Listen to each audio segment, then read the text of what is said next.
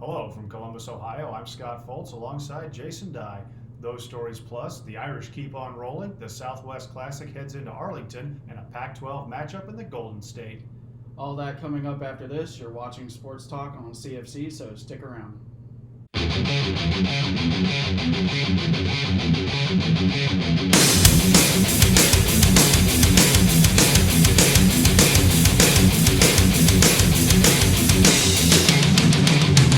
We begin with a serious fight from last week as the Florida Gators took it to the defending national champion Crimson Tide as Alabama put up 21 points in the first quarter, but the Gator defense held them to just 10 points for the rest of the game.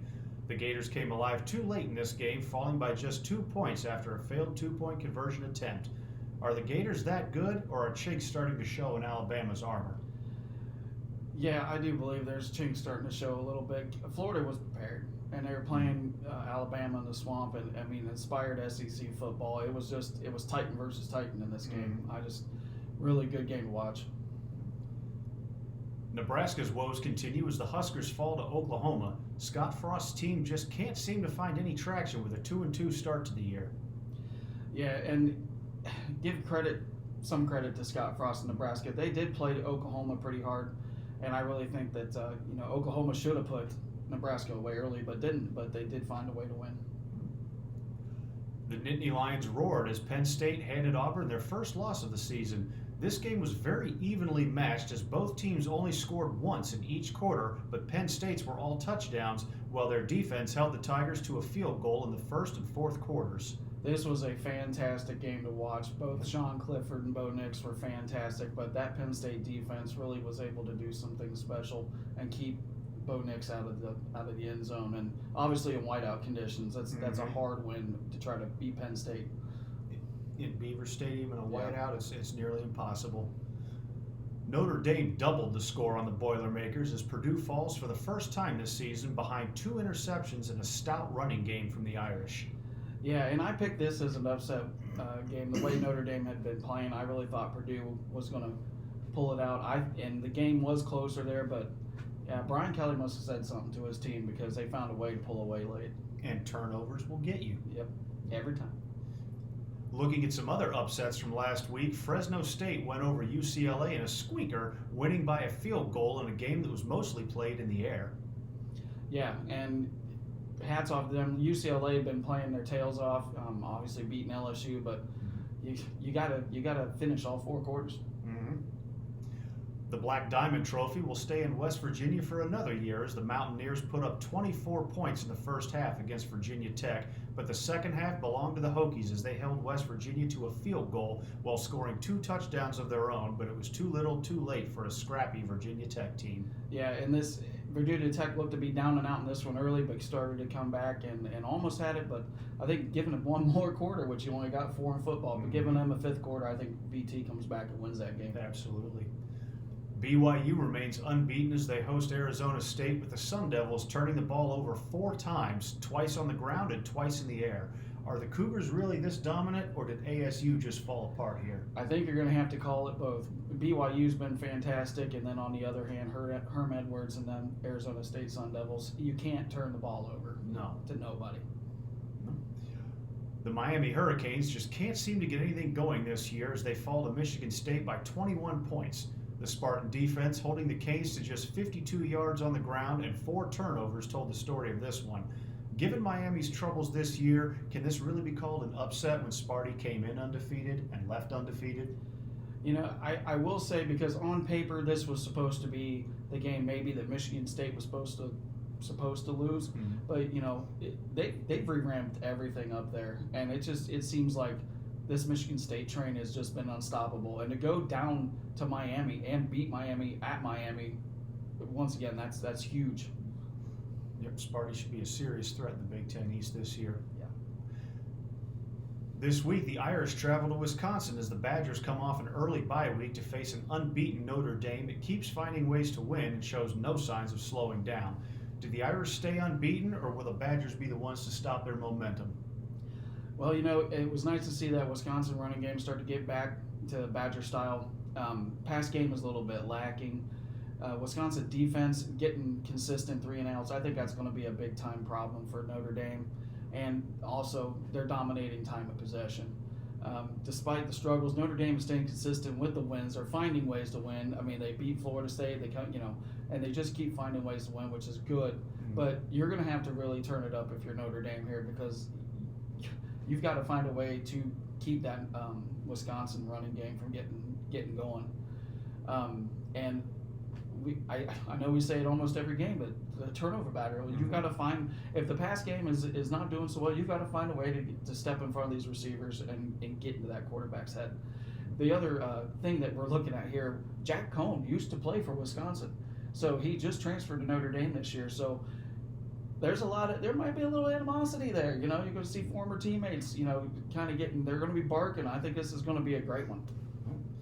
You think the Irish stay unbeaten in this one? No, I do not.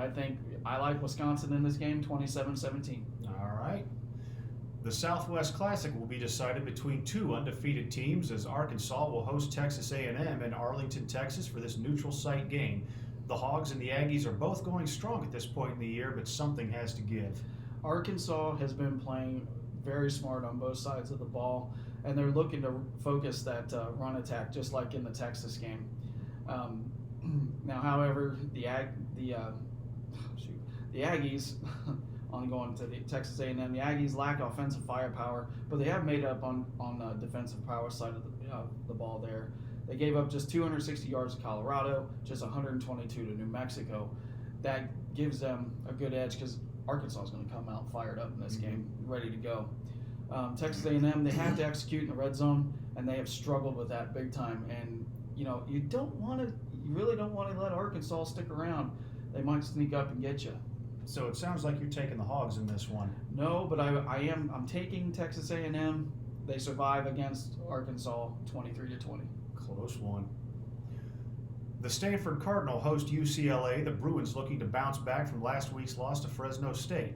Stanford is on a 2-game winning streak coming into this game, including a win over USC. I think this one could go either way. What do you think? Well, the Bruins, starting with UCLA, their pass rush has made a tremendous impact so far. Now, however, their run defense is lacking. They gave up 246 yards. Vanderbilt, 5.6 yards per carry. USC, they gave up 5.6 yards a carry. Kansas State, 5.6 yards a carry. I'm seeing a pattern here. Yeah, and 3 scores. Mm-hmm. Now for UCLA, Charbonnet, the running back, has been outstanding on the ground, averaging 10.5 yards a carry with 6 touchdowns. The Stanford passing attack has to take advantage of UCLA if they to be able to ease up on that pass rush. But I think if they can do that, if Stanford can get that ball deep into UCLA territory through the air, I think they stand a chance here. But the Stanford run defense has got to find a way to stand up to Charbonnet, and he's no joke. So, we'll see what happens here. You think UCLA is going to take this one? I do believe so. And a close game, 38-34 Bruins. There's a big change here in Columbus this week, as C.J. Stroud will not start when the Buckeyes take on Akron. Kyle McCord getting the nod for Ohio State in what seems to be a foregone conclusion as the Zips come into the horseshoe at 1-2, their only win being against Bryant. I'll give Akron a lot of credit for punching above their weight class, but this only ends one way. Yeah, and we don't really know a lot about what Akron is capable of doing. They played Bryant. I don't even think I've ever heard of Bryant, to be honest with you. I had to look them up. Right. So a highlight, a win's a win. It's good. It gives them a little bit of confidence, but you're coming in against a juggernaut in Ohio State. Mm-hmm. Time of possession will be huge for Akron to really even stand a chance in this game. They've got to hold and keep that Ohio State offense off the field. Mm-hmm. But the other different side to that is not only do you have to hold that ball, but now you got to take that Buckeye defense and find ways to keep it at bay. And as we said here, Stroud will sit versus Akron. Kyle McCord and Miller will see plenty of action in this game. The only way that even C.J. Stroud even comes in this game is if Ohio State is losing this game. Obviously, we don't see that happening here. Now, I guess the question looming around this is will we see Miller and McCord? If they play outstanding, will one of them take that starting job? Are they going to take it?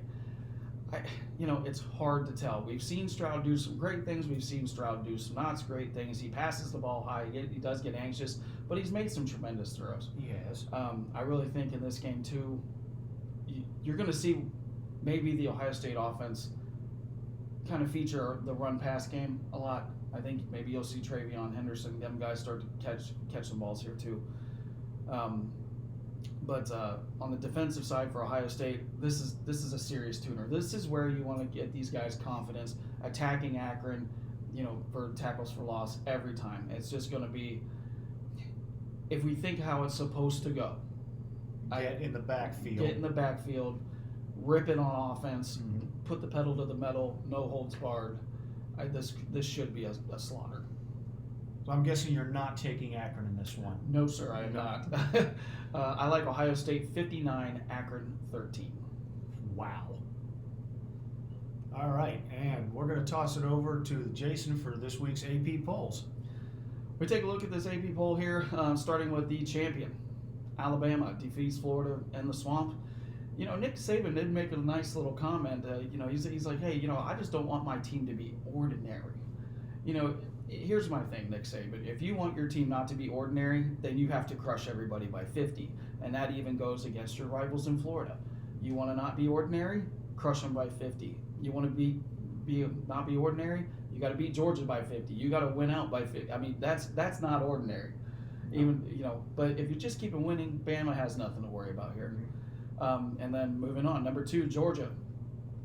Kirby Smart made it clear this week the dogs cannot relax. A lot of these teams are playing cupcake teams this week, but he knows we got to keep the pedal to the metal here. So it's good that he's trying to keep that Georgia team focused. Number 3, going into Oregon. Theoretically, a lot of people had Florida at 3, but you know what? I think the Ducks deserve it here with wins over Ohio State and Fresno State. Same thing. Oregon's is going to have some competition coming up, but as long as they keep winning out, I think they're going to be fine too. Now here we go at number 4, Oklahoma. I'm a little hesitant on this, and the reason why I'm so hesitant, you struggled against Tulane. And you should have put Nebraska away. Is Oklahoma really the number 4? The only way I think they solidify it, they need to start just putting teams away and in a hurry. Just shutting them down and running over them. Yeah, absolutely. Because, if I was going to pick a number 4, it would be this team right here, the Iowa Hawkeyes. They've been getting it done, even after the win versus Iowa State. I just, they impress me on defense. They find good, solid ways to win. Then going into Happy Valley, number 6, Penn State. Lions roaring over wins over Wisconsin and Auburn. To me, kind of looking at Penn State to be the dog. They're the team to beat, I think, right now in the Big Ten East. Number 7, we got Texas A&M. Not 100% sold on this team yet either. I think they've got to beat Arkansas handily, in my mind, to really solidify their ranking here. Do you think they will? Yeah, I think they can, but you're going to have to show me something against Arkansas. Maybe let's see who's head coach down there. Jimbo Fisher. He's got to beat Arkansas handily. So Cincinnati. Now this is another game going into last week against Indiana. Maybe got caught looking at the bye week. Maybe looking forward to a little bit of extra rest, but them boys in Indiana came back to they came and played. They led it early. Cincinnati got the win in the end. So good for them. Number 8. Number 9, Clemson. It's been a long time since we've seen Clemson this low on the AP poll list. And did you see the final of that game? I missed that one. No. 14-8. This game was in a delay for some reason. I don't know the reason why. But this Clemson team has got an offensive identity crisis. It's Georgia Tech. You should be hanging 50 on it, but they didn't. And I'm kind of starting to wonder now, after that Georgia loss, why Clemson's even in the top 10, but they're the AP, let them live. And then number 10, we're going with the Ohio State University. Defense, they had some bright spots in last game, still too porous. Obviously, Stroud needs to calm down a lot. Obviously, he's out this week. He's going to get some well-needed rest. And then, I had another thought. What about Travion Henderson for the Heisman? What about Travion Henderson for the Heisman? Do you think he has a chance? If he keeps up performances like he did against Tulsa and just keeps ripping them yards and running. He said he's got goals. Yeah, he said the man's got goals, so we'll find out. For that to happen, I think the Buckeyes have to move up in the polls, though. Because a guy on a 10th ranked team they won't even look at him, no matter how well he's playing. Maybe, but I wonder, if you go way back thinking about the Heisman days. Let's see, Ron Dane. I'm just kind of throwing a name out there for Wisconsin. I can't remember where they were, but I don't think. But I remember Ron Dane putting up numbers and getting his name out there. Yeah, absolutely. It's time for a new segment this week. Impact or no impact? 5 questions of various topics in the world of college football. Will they have an impact on the season or be forgotten by next week? Is the firing of Clay Helton at USC and the recent win over Washington State an impact or not? Immediate impact. Clay Helton seems to have been a just slow, poisonous snake, sinking itself, just basically biting itself. It was just horrible. USC opened up. They opened up after this. They really they were down early to Washington State. They came back, roared back, and won this game. I think it's been a great thing. I think it had immediate impact. These kids they had to buy into something really quick, and it showed. Team needs something to build around, and they finally had one. Yeah. Michigan State really beat up on Miami, Florida, and has seen some early success. Will this have an impact on the Big Ten East or not? And including Penn State that you just had high praise for, is Michigan State their competition for the top spot in the Big Ten East at this point? I say impact because this Michigan State team has shown some serious, scary strength. Like I said, we touched on it. They went in and they beat Miami, Florida. A lot. They look like one of the most complete teams in the Big Ten East, and especially with the recent struggles of Ohio State, they could be leading the Big Ten East before you know it. And I was just kind of sitting here thinking that maybe I think they play Penn State at some point. So depending on how things are going in the Big Ten East, that might be a marquee matchup to watch. I think it will be, regardless of where the rankings are, where the standings, where everything is in the Big Ten East. Those two teams going head-to-head, that's going to be a good game. Mm-hmm. Alabama struggled with the Gators last Saturday. Could this impact how Bama approaches oncoming games within the SEC? Now, Saban prepares his team like Nick Saban prepares his team. Now, don't get me wrong. Everybody that's got to play Alabama from this point out has taken notes. They're looking at that Florida game. They're going to be preparing for Nick Saban. But Nick Saban, he's preparing the way Nick Saban does, and there's only one way. We're going to do it. And he finds ways to win. So, yeah, I think no impact there. Oklahoma struggled with Tulane in Week 1 and last Saturday with the Huskers. Will this have an impact on how future opponents look to play the Sooners? I say impact. I have no doubt the teams are smelling the blood in the water in Norman right now because, like we've said, Oklahoma, you've got to be able to put teams like Nebraska away. You've got to put Tulane away, and you've got to do it, and you've got to do it in a hurry. We're going to get in the meat of the Big 12 schedule here soon. Oklahoma's going to be part of the SEC. I mean, you really want this kind of performances in the SEC? You're going to get smoked. Now, I think Lincoln Riley, if Lincoln Riley doesn't get this team turned around here really quick and finishing games strong, that it could mean disaster for Oklahoma. Speaking of struggles, both Ohio State and Notre Dame have struggled in recent weeks. They've both had wins, but not the blowouts that were expected. Given recent social media chatter and media attention, is it impacting these teams or not? I think it impacts them. Look, these players, they listen to social media. They obviously listen to social media. Now we're talking, when it comes to name, image, and likeness, these are, when you're looking to get money put to your name, now it's like, well, how did so-and-so perform in this game? How did this team perform in this game? Are they worth the investment?